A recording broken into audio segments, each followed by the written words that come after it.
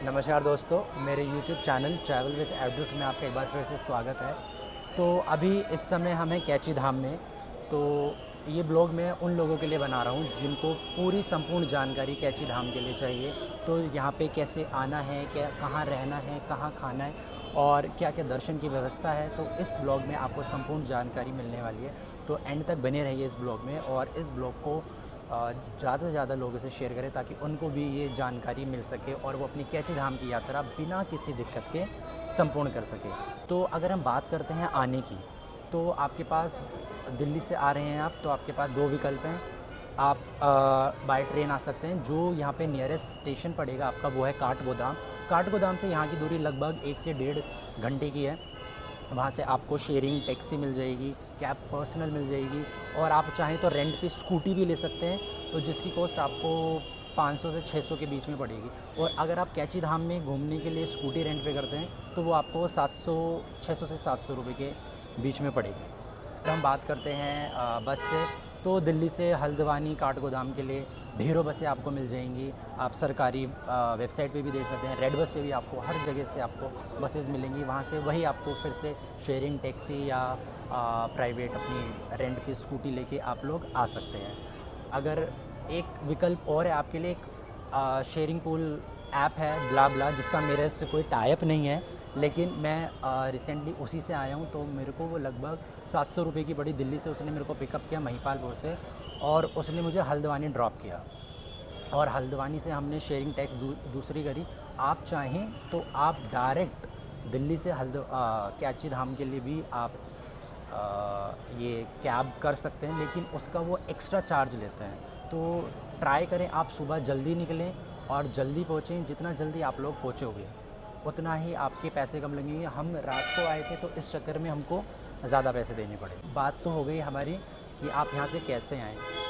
और अगर हम बात करें कि यहाँ पे रुकने की क्या व्यवस्था है, तो देखिए हम रुके हैं तिवारी गेस्ट हाउस में, जो कि मंदिर के ठीक सामने है। इसकी पूरी डिटेल मैं आपको कैप्शन में, डिस्क्रिप्शन में मेंशन कर दूंगा, उनका कॉन्टैक्ट नंबर। और यहाँ का प्राइस हमको पर नाइट का 2000 रुपये पड़ा है, ठीक है, क्योंकि मंदिर के ठीक सामने और हम वीकेंड पे आए हैं तो ऑब्वियसली प्राइस उसका ज़्यादा होगा एज़ कम्पेयर टू अगर आप वर्किंग डेज़ में आते हैं। तो आप और हाँ, भीड़ का भी ध्यान रखें कि अगर आप वर्किंग डेज़ में आ रहे हैं तो आपको कम भीड़ मिलेगी, और अगर आप वीकेंड पे आ रहे हैं तो इसी तरह की लाइन पूरी वहाँ से पीछे से लगी हुई है। और अभी हमें किसी ने बताया है कि भवानी यहाँ से लगभग 15 से 12-15 किलोमीटर है, तो पीछे ही श्रद्धालुओं को रोक दिया गया है ताकि वो इससे आगे ना आ सके, क्योंकि यहाँ पे ऑलरेडी इतनी भीड़ है, पूरा पुल खचाखच लोगों से भरा हुआ है।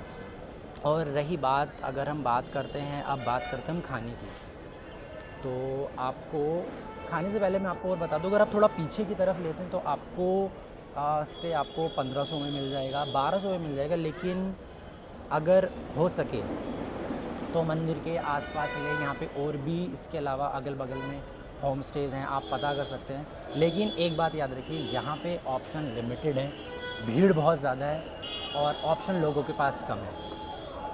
तो अपनी तैयारी उसी तरह हिसाब से करके आएँ कि हमने आने की कर ली, कैसे आना है, कहाँ रुकना है। और रही बात खाने की, तो जैसे कि मैंने बताया, जब यहाँ पे रहने की ऑप्शन लिमिटेड है तो खाने के भी ऑप्शन लिमिटेड होंगे। लेकिन यहाँ पे खाना एज़ कम्पेयर टू अदर जगह काफ़ी सस्ता है और काफ़ी आपको ऑप्शन मिलेंगे खाने के।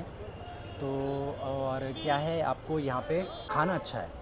तो 2-3 मैं आपको यहाँ पे कैप्शंस में, डिस्क्रिप्शन में नाम मेंशन कर दूँगा, जो आप यहाँ पे देख सकते हैं। अभी बहुत तेज़ यहाँ पे धूप पड़ रही है मेरे चेहरे पे, और ठीक मंदिर के अपोजिट में बैठा हूँ। तो दर्शन हमारे सुबह के हो गए हैं। तो हाँ, बात करते हैं दर्शन की। तो सुबह सर्दियों में, अभी मार्च का महीना है तो यहाँ पे अभी ये सर्दी का ही टाइम चल रहा है, तो यहाँ पे आपके दर्शन सुबह 7 बजे शुरू हो जाते हैं। तो 7 से 6 बजे तक मंदिर खुला रहता है, तो आप इस बीच में दर्शन कर सकते हैं। और प्रसाद यहाँ पर नहीं चढ़ता है, सिर्फ आप प्रसाद लड्डू लेके जाएंगे, आप बाबा जी को दिखाएंगे और वापस आप अपने घर ले जाएंगे।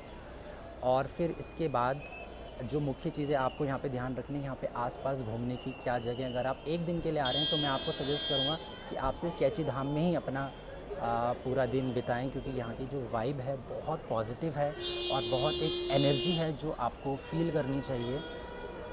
ठीक है, और अगर आपके पास दिन है तो आप बहुत जगह यहाँ पे घूम सकते हैं, जिसका मैंने एक पर्टिकुलर ब्लॉग पूरा बनाया है, और आप आगे देखेंगे उस ब्लॉग में कि आप यहाँ पे क्या क्या चीज़ें घूम सकते हैं।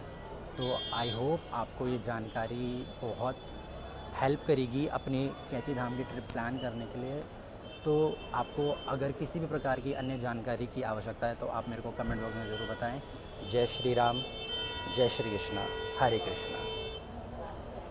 तो मंदिर के ठीक सामने हमारा स्टे रहेगा। तो सबसे पहले तो ये रहा स्टे का, तिवारीज होम स्टे कैंची धाम। नंबर इनका यहाँ मेंशन है, मैं डिस्क्रिप्शन में भी दूंगा। और कुछ ऐसा हमारा होम स्टे है। आ, आ, आ,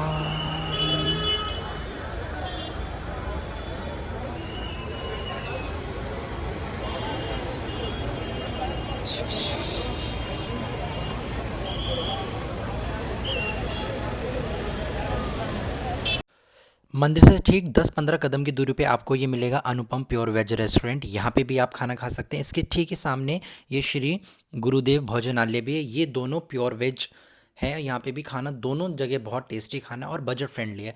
और ये रही आपकी स्कूटी की रेंट की शॉप, जस्ट इसके बगल में ही है। यहाँ पे ये प्रसाद भी देते हैं और आपको स्कूटी रेंट पे भी देते हैं। इनका भी नंबर मैं आपको मेंशन कर देता हूँ।